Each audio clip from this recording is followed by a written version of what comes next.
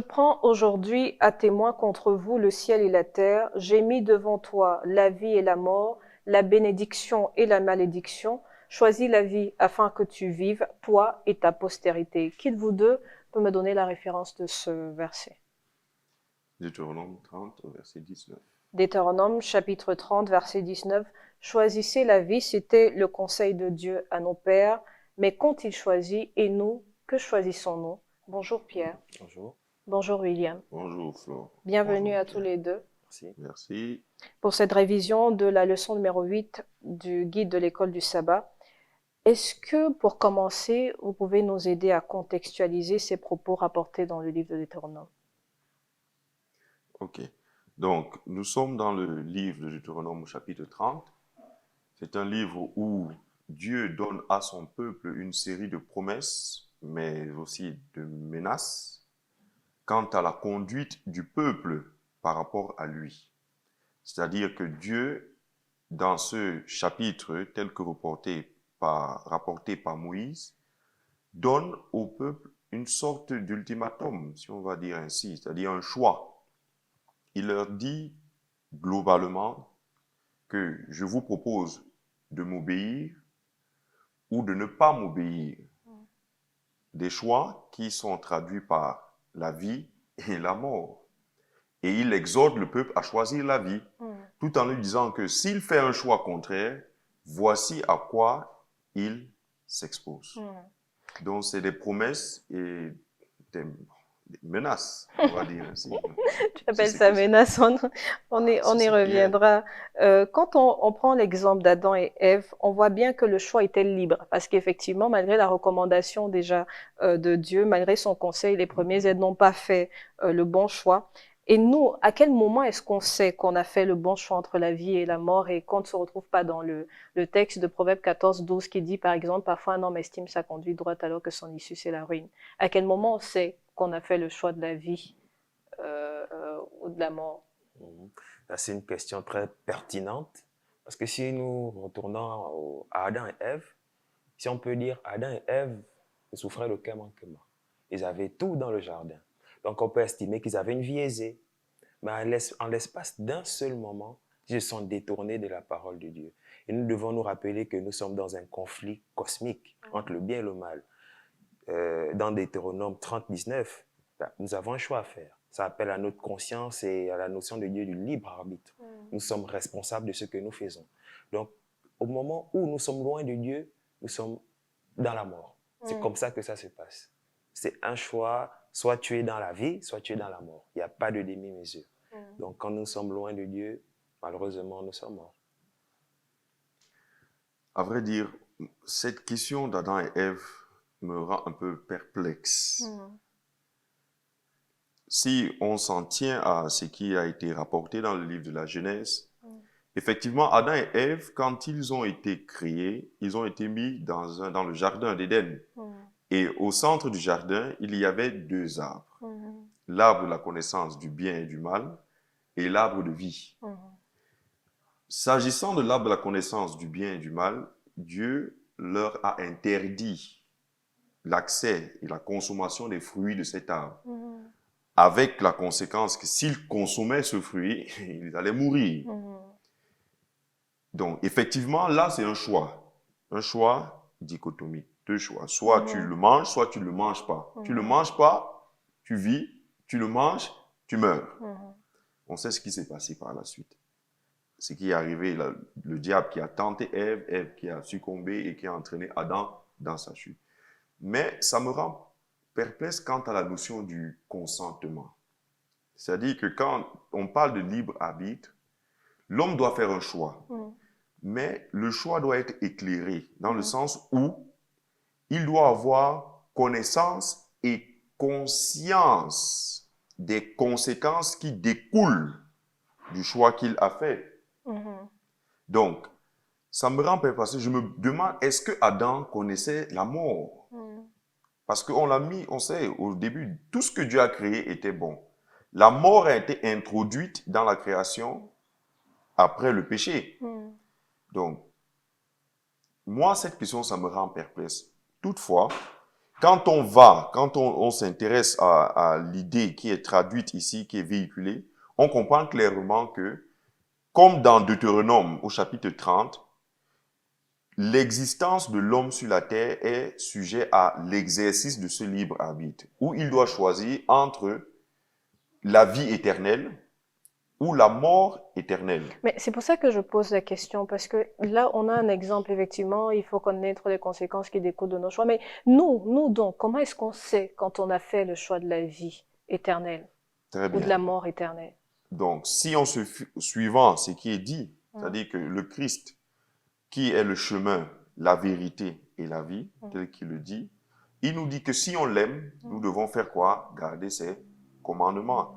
Et ces commandements ne sont pas pénibles et consistent en l'amour envers Dieu et l'amour envers notre prochain. Donc, si nous menons une existence où nous avons fait le choix d'aller avec Jésus et nous menons une existence où l'amour anime la raison de nos choix, dans ce sens, on pourrait penser, on pourrait dire que nous avons fait le choix de la vie et non celui de la mort. En fait, c'est en suivant Jésus, tel que les évangiles nous le disent, que nous faisons le choix de la vie. En suivant Jésus, tu es d'accord que c'est en suivant Jésus Oui, c'est en suivant Jésus que nous faisons le que choix de nous la vie faisons le éternelle. bon choix. Maintenant, est-ce que tu penses que toi, personnellement, tes choix au quotidien ont une incidence sur ton choix de la vie éternelle? Vous savez, la marche avec Jésus, c'est une marche quotidienne. Nous savons, parce que nous sommes chrétiens. Nous savons déjà plus ou moins ce que nous devons faire pour l'avoir. Mais si on prend le cas de quelqu'un qui n'est pas chrétien, nous verrons que là-bas, pour lui, c'est compliqué. Maintenant, à quel moment, lui, il saura qu'il est dans le faux ou qu'il est dans le vrai? Non. Laissons d'abord ceux qui ne le sont pas. Mais toi, par exemple, qui l'es, toi qui es chrétien, toi qui dis que tu as accepté Jésus dans ta vie comme ton Seigneur et Sauveur, est-ce que tu penses que les choix maintenant que tu fais au quotidien peuvent avoir une incidence sur ce choix de la vie éternelle que tu as fait? Bien sûr. Nous sommes dans un conflit cosmique. Si nous prenons l'exemple de Job, qui a vécu sa vie aisément, en l'espace d'un seul instant, sa vie a basculé, mais il a gardé ses yeux fixés sur Dieu. Et ça, c'est ce que nous devons faire, parce que la vie sur terre n'est pas une vie de tout repos. Nous ne devons pas être affligés par ce qui nous arrive maintenant, mais nous devons penser éternellement. C'est ce que je nous invite à faire. Nous devons avoir les yeux fixés sur Dieu, parce que c'est Jésus le chemin, la vérité, la vie.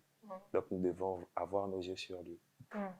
Bon, s'agissant de cette question, je vais renvoyer dans le livre de Matthieu, chapitre 25, à partir des versets, on va dire verset 31. Lorsque Jésus dépeint la scène du jugement, qu'est-ce qui fait en sorte que les uns soient à sa droite et les autres à sa gauche? C'est-à-dire les uns soient sauvés et les autres pas. Il le dit bien, j'ai eu faim et vous m'avez donné à manger. J'étais nu, vous m'avez donné le vêtement. J'étais en prison, vous m'avez visité. Ça, c'est des choix du quotidien. C'est bel et bien les choix que nous faisons au quotidien qui déterminent ou qui détermineront notre destinée éternelle. Ça veut dire, c'est bien beau, je peux accepter le Christ, mais si au quotidien, je ne témoigne pas de mon acceptation et de mon appartenance à la christianité, je passe à côté de la récompense. Et Jésus l'a dit, il a été clair, que c'est bien le fait d'assister son prochain, c'est bien le fait de démontrer son amour envers son prochain, parce que Dieu, on ne le voit pas. Et il le dit que si tu n'aimes pas ton prochain qui est à côté de toi, comment peux-tu aimer Dieu? Donc, c'est bien les déclarations publiques, l'acceptation, les sacrements, le baptême et autres, mais plus important pour Jésus, ce sont justement les choix que nous faisons au quotidien. Qui, s'ils ne témoignent pas de notre appartenance, seront des éléments à charge pour nous. Et la conséquence, c'est qu'on peut passer on peut perdre cette récompense qu'est la vie éternelle. C'est pour ça que la parole dit, ce n'est pas ceux qui disent Seigneur, Seigneur, qui seront sauvés, mais c'est ceux qui auront fait la volonté. Alors, dans le prolongement de notre texte de base, c'est-à-dire à la fin du verset 19 et au début du verset 20 du chapitre 30 de Deutéronome, il dit « Choisis la vie afin que tu vives, toi et ta postérité, pour aimer l'Éternel ton Dieu, pour obéir à sa voix et pour t'attacher à lui. Pourquoi ce lien entre l'amour et l'obéissance, entre l'amour et la vie? Encore là, c'est une bonne question. Moi, quand j'ai lu ce verset, ça m'a fait penser au cinquième commandement. C'est-à-dire que c'est un commandement accompagné d'une promesse. Honore ton père et ta mère pour que tes jours se prolongent dans le pays que l'Éternel, ton Dieu, te donne. Alors là, nous sommes face à un choix, encore là, entre la vie et la mort. Mais Dieu, tellement il est amour, il nous dit, voilà, il y a deux choix. Si tu meurs, tu meurs. Mais pour ton bien, je veux que tu vives. Mais pour la vie, si tu l'as choisi, voilà ce que tu auras. Donc, il nous met face à ça et nous sommes là encore conscients de ce que nous faisons. Soit tu vis, soit tu meurs. Donc, moi, personnellement, j'ai choisi de vivre. Donc, je suis ça. En récompense sera la vie éternelle. L'amour et la vie, l'amour et l'obéissance. Alors, je veux dire, l'amour, Dieu est amour. L'amour est au centre de l'action de Dieu. Et Dieu a prouvé son amour envers nous en ce que, lorsque nous étions encore pécheurs, je crois que c'est Pierre qui le dit, Christ il est mort pour nous. Ça veut dire que Dieu nous a choisis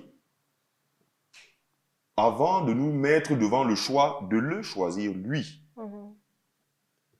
Donc, l'amour est l'essence, parce que c'est sur cet amour que le plan du salut a été bâti, a été défini. Et plus loin encore, il nous donne la vie de manière gracieuse. On sait qu'une grâce est une faveur que l'on ne mérite pas. Donc, en retour, qu'est-ce qu'il nous demande? Il nous demande juste de l'aimer et de nous aimer. C'est-à-dire que l'amour, en fait, conduit à la vie. Et le témoignage de la vie, c'est l'obéissance. Si l'amour ne nous motive pas, qu'est-ce qui va nous motiver? La peur, la haine, qui est une forme d'amour. Donc, l'amour est au centre de l'existence de Dieu et du chrétien. C'est vrai que c'est prétentieux de parler d'existence, parce que Dieu, il échappe au cadre temporel de notre humanité. Mais l'amour est au centre. Le chrétien qui ne vit pas par l'amour et pour l'amour, il n'est pas obéissant. Et de ce fait, il ne peut avoir la vie parce que c'est l'amour qui conduit à la vie. C'est de cette façon que j'ai ressenti ce verset, en fait. Merci. Pierre, toi qui es jeune, comment est-ce que tu vis ces principes au quotidien? De quelle manière est-ce qu'on peut justement vivre ces principes d'amour, d'obéissance au quotidien, dans notre vie au quotidien? Pour la jeunesse, je dirais que, bien sûr, c'est déjà d'accepter Jésus comme son sauveur et Seigneur. Et c'est comme il l'a dit tout à l'heure, c'est de témoigner. C'est-à-dire, comment on fait ça? Nous sommes dans nos universités. Mais on doit sentir une certaine différence entre toi et les autres. Nous ne pouvons pas nous conduire tous de la même manière, sinon à quel moment on fait la différence? C'est-à-dire que par notre façon d'être, même notre façon de s'habiller, plus ou moins doit attirer l'attention des autres. Ta façon de te comporter, ta façon d'être et la façon dont tu es avec les autres. Tu n'es pas orgueilleux, prétentieux, tu es jovial. Et quand tu as l'occasion même, tu peux parler de l'amour de Dieu. Donc c'est un peu ça, c'est comme ça que ça se passe. Parce que j'ai l'impression que le plus important, plus que parler encore, il faut vivre ce Jésus, parce qu'aujourd'hui, parfois, on dit, écoute, Jésus t'aime, il est mort pour toi à la croix et tout, mais ce sont des notions qui paraissent très abstraites quand on te voit toi-même vivre et qu'on ne te voit pas vivre l'amour de Dieu tel que tu le dis. Effectivement, dans le Nouveau Testament, je ne sais pas si c'est Jean qui le dit, il dit que l'amour ne consiste pas seulement dans les paroles, mais dans des actes. Et il n'y a pas plus parlant qu'un acte. Parce que les paroles, de nos jours, on vit dans un monde où la politique a corrompu tout. Et le politicien, malheureusement, il sait utiliser le verbe, quoi. Les paroles sont douteuses, très souvent. Mais les actes témoignent de la sincérité du cœur de la personne qui est avec toi.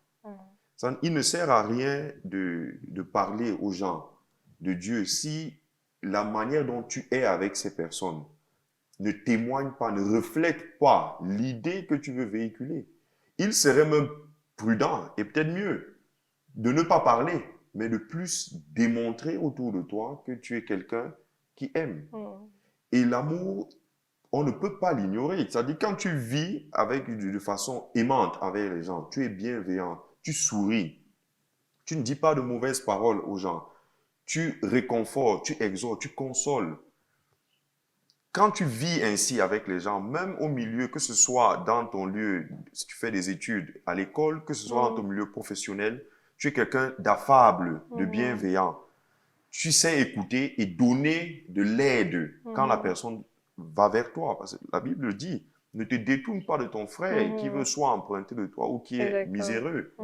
Donc, si tu fais preuve de miséricorde, comme Dieu fait preuve de miséricorde envers toi, ce témoignage, il est plus parlant que 10 000 paroles. Et c'est de ça qu'il est question, en fait. L'amour ne doit pas se limiter à un discours, mais l'amour en action. C'est cet amour qui change le monde et qui change le cœur. Donc, pour moi, c'est de ça qu'il est question, en fait, dans cette leçon. Merci pour ces paroles qui sont pertinentes et qui sont profondes dans le sens de l'amour que nous voulons pour Dieu et pour les autres. Et je vais terminer sur ce que tu as dit au début, quand on commençait en disant il y a ce que Dieu dit avec ses bénédictions et ce qu'il dit qu'on peut considérer comme des menaces. Mais est-ce que ces menaces-là, si on considère ça comme des menaces en disant « choisis la vie afin que tu vives, mais si tu choisis la mort, voilà, etc. » Enfin, si tu choisis le péché, c'est la mort éternelle, etc. Est-ce que si on considère ça comme des menaces, ça n'amène pas parfois les gens à venir à Christ ou à Dieu, et à Dieu, par peur? Est-ce que c'est la même chose quand on donne sa vie à Christ, quand on vient à Dieu par peur et par amour? Est-ce que ça donne le même résultat? Ça, c'est une question. Les anglos, c'est tricky question. C'est une question qui est un peu compliquée. Pourquoi? Parce que le mécanisme de la conversion, il est individuel. Il y a des gens qui sont allés à Dieu par peur. Même dans les Écritures, quand on se souvient de Jonas, qui va à Ninive et qui dit que Dieu va vous détruire, les gens se répandent, c'est parce qu'ils ont peur, ils ne veulent pas être détruits. Vous voyez un peu. Mais il y a aussi des gens qui sont allés à Dieu, qu'on parle de centenier romain. Il était dans une position dominante, il avait tout. Mais il aidait la synagogue, il aimait Dieu. Je ne sais pas vous. En fait, il n'y a pas le mécanisme de la conversion, il est, je veux dire, mystérieux. Mais ce que je veux surtout dire, c'est que, est-ce qu'on doit demeurer dans cette peur-là? Non, je ne dis pas que la peur doit nous conduire à Dieu, forcément. C'est vrai que c'est la souffrance qui conduit le cœur de l'homme à Dieu, mais je veux juste dire que, quelles que soient les raisons pour lesquelles on vient à Dieu, quelles que soient les raisons, il y a des gens qui sont allés à Dieu parce qu'ils ont vécu un moment très difficile dans leur vie. D'autres après que Dieu ait fait quelque chose de merveilleux pour eux. D'autres par juste suivisme. Ce qui est le plus important, c'est l'effet de la fréquentation de Dieu sur notre vie. Quelles que soient les raisons pour lesquelles tu viens à Dieu, c'est comment est-ce que tu vis ta relation avec Dieu qui est important, à mon sens. Je ne peux pas poser de jugement pour dire que ça, ce sont des menaces. Comme si on te dit que si tu n'obéis pas, c'est la mort. Il ne faut pas appeler ça, c'est une menace. C'est un fait. C'est vrai que c'est réel, mais ça n'en demeure pas moins que c'est une sanction. Mais au-delà de la sanction, il faut comprendre l'esprit dans lequel elle a été donnée. Ce que Dieu veut, c'est que nous puissions vivre. Il ne veut pas, il ne nous a pas fait pour que nous puissions périr. Mais malheureusement, il y a des lois. Il y a un contexte, il y a un cadre. Ou heureusement aussi. Dans lequel nous devons vivre. Et duquel on ne peut pas se soustraire. Nous sommes dans le conflit. Et il fait des mains et pieds tout ce qu'il peut pour nous amener à faire quoi? À choisir la vie.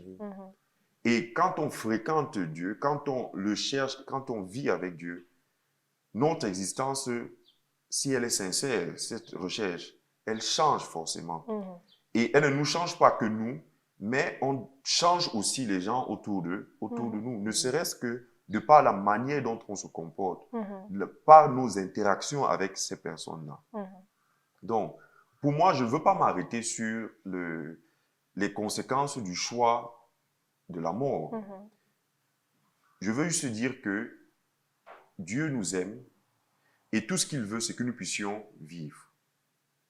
Nous sommes dans un conflit qui a commencé quand nous n'étions pas là, mais que nous subissons. Mais que nous vivons, ou subissons, ça dépend, mais que nous vivons. Tout ce qu'il veut, c'est que nous puissions vivre. Faisons le choix de la vie. Et la vie avec Dieu, pour ceux qui l'ont expérimenté, est une vie différente. Il faut l'expérimenter pour le comprendre et pour le voir. La vie sans Dieu peut sembler une vie de liberté. Si on se confie, si on se limite, on se borne à la définition de la liberté telle qu'elle est conçue par le monde, plus ou moins actuellement. De plus en plus. Mais la vérité, c'est qu'au fond, quel est le goût de cette liberté galvaudée là? Quel est le goût de cette liberté sans le sens de l'existence? Sans la vie éternelle, à quoi ça sert? Même si on vit 100 ans, à quoi ça sert après si tout va s'arrêter, qu'il y aura une éternité? Le mot de la fin, Pierre, une réaction peut-être à ce que William disait. Oui, c'est comme je voulais le féliciter parce qu'il était dans mon esprit aussi. C'est ça. Tu le félicites, il a eu le bac. La vie sans Jésus, c'est une vie de liberté. Hein. Vous faites ce que vous voulez, quand ça vous chante. En fait, vous êtes libre. Mais avec Dieu, il y a des principes, il y a des règles à respecter. C'est comme dans une maison, tu dois respecter ce qui est. Et c'est ce que Dieu nous invite à faire, parce que c'est notre Père. Justement, c'est notre Père. Et donc, en aucun cas, un père voudra le mal de son enfant. Alors, c'est comme ça que ça doit se passer. C'est ce que ça doit nous interpeller, parce qu'il s'agit de quelque chose d'éternel. C'est comme il a dit, à quoi ça sert de vivre maintenant si après tu perds tout? C'est comme il est écrit dans la Bible. À quoi ça sert d'avoir toutes les richesses du monde, d'avoir tout ce que tu veux, mais si au final, tu meurs éternellement? Donc ça ne sert à rien. Donc ce que je nous invite à faire, c'est encore une fois d'avoir les yeux fixés sur Dieu. Je vais ajouter, juste pour être clair, que la vie, la liberté, la vraie liberté, elle est en Jésus. C'est quand en Dieu, on trouve la vraie liberté. Exactement. Une liberté qui nous affranchit de la culpabilité, de notre transgression du péché. Culpabilité du vécu plus ou moins dégradant dans lequel on peut être. Exactement.